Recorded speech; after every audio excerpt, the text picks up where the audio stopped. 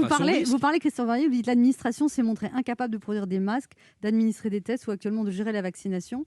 Bien sûr.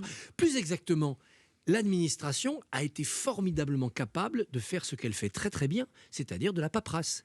Il y a un vaccin qui arrive, que fait la France? Un protocole de 45 pages pour vacciner, dans lequel on trouvait, vous pincez la peau du bras, vous piquez avec l'aiguille, enfin tout ce que les infirmières Vous savez qu'on maîtrisent demande à peu que près. dans le protocole, on demande aux personnes âgées si elles sont enceintes quand même. Et voilà, Et pendant ce il y a temps-là- une femme, on Voilà. m'a raconté une femme de 75 ans qui a dit bah non, je suis pas enceinte. Voilà. Et elle a dit je suis désolée, mais c'est dans la liste. C'est le des protocole, il faut poser la question. Mais Si je quel pose pas la enfer. question, je suis en faute. Pendant ce temps-là, eh ben, les Israéliens vaccinent et les Allemands aussi. Donc vous voyez, le trop-plein d'administration et l'excellence de nos fonctionnaires, parce qu'ils sont très bons, a produit ce frein-là. C'est d'ailleurs incroyable la langue française.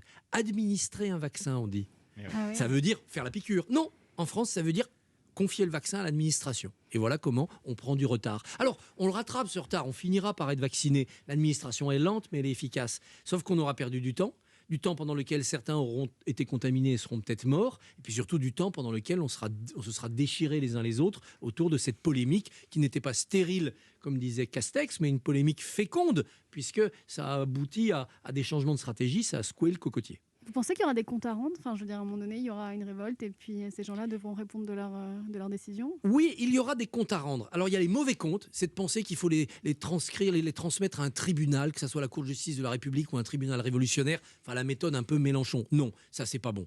C'est pas comme ça qu'on règle dans une démocratie les comptes. Les comptes, dans une démocratie, ils se règlent par les élections. Donc, on a une présidentielle dans un peu plus d'1 an, c'est tant mieux. On va faire le bilan. Bien géré, pas bien géré, aurait pu mieux faire. Qui a proposé mieux? À droite, à gauche? On n'a pas entendu grand-chose de pertinent. Et puis surtout, le projet. Voilà, on va récupérer une France peut-être guérie de l'épidémie, probablement obligée de s'installer dans une épidémie qui reviendra tous les ans, le Covid comme la grippe, et ça, à coup sûr, une France dont l'économie sera à rebâtir.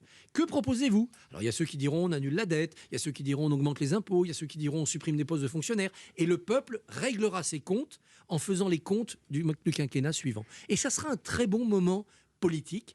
J'espère, moi, qu'on sera envahi par la jeunesse. C'est-à-dire que la jeunesse qui vote si peu se mêlera de cette élection comme jamais et imposera ses choix, parce que c'est elle qui, pendant 20 ans, 30 ans, 40 ans, va payer les pots cassés et devoir forger, sculpter, modeler les